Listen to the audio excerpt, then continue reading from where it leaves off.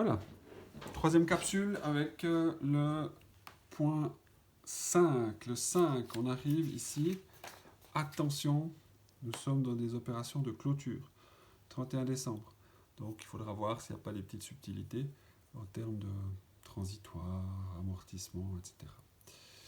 Ici, on sait que c'est une entreprise commerciale qui possède un immeuble locatif. 5.1, durant l'exercice, 15 000 pièces de marchandises ont été achetées. Donc j'en ai acheté 15 000 et j'en ai revendu 15 200 pièces.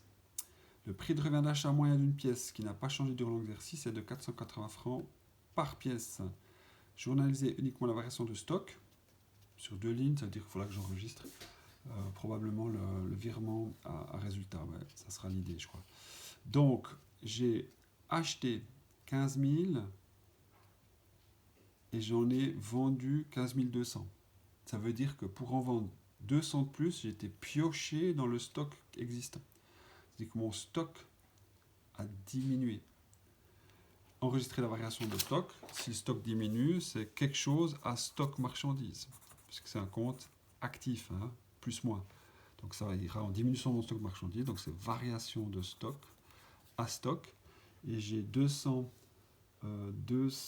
pièces, sauf erreur, à 480 exactement, c'est dans la donnée. Donc ça me représente 96 000 francs de variation de stock, 96 000 francs. C'est 200 pièces à 480 francs prix de revient d'achat. 5.1, 5.2. Ah, il y a deux opérations. Donc, les variations de stock, vous vous souvenez, c'est un compte que je clôture et puis que j'envoie à résultat 1. Donc, ça sera résultat premier degré à variation de stock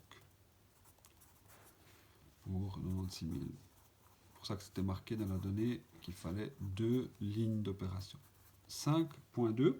Le parc de véhicules est amorti de manière indirecte et dégressive.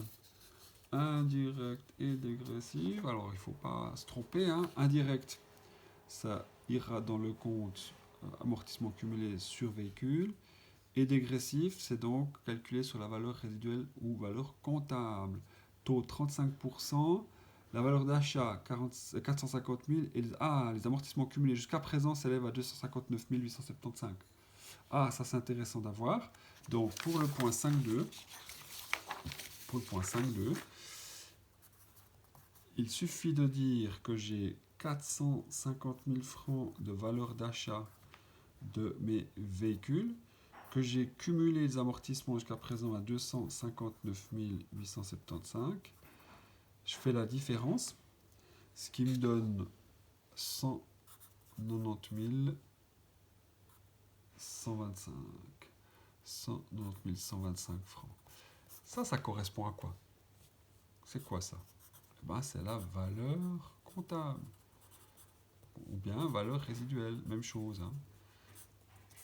Donc c'est là-dessus que je vais devoir calculer mon amortissement, puisque c'est dégressif, c'est sur la valeur comptable résiduelle, à 35%. Donc je fais le 35% de 190 125, et ça me fait 66 543,75. Voilà la valeur de mon amortissement. Donc, ici, le point 5.2, c'est un amortissement qui est indirect, c'est du véhicule, donc c'est simplement amortissement à amortissement cumulé sur véhicule. Pour cette somme que je viens de calculer, 66 543,75, 66 543,75 que vous avez ici. Voilà pour le 5.2. Le 5.3.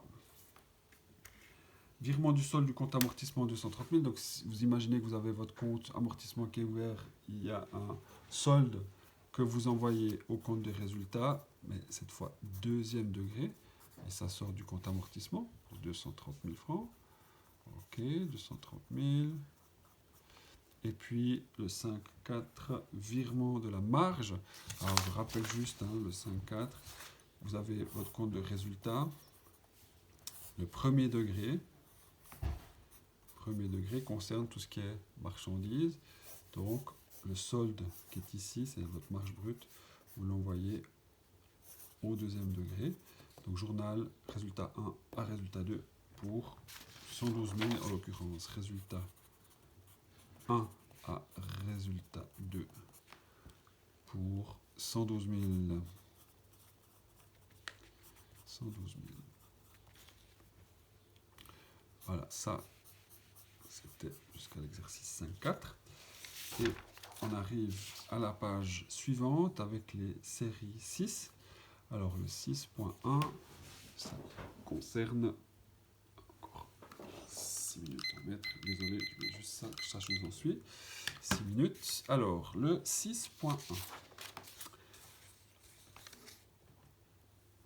Une entreprise a comme activité principale le commerce de marchandises. Elle possède par ailleurs un immeuble locatif. Journalisez l'opération suivante. Vente de marchandises à terme.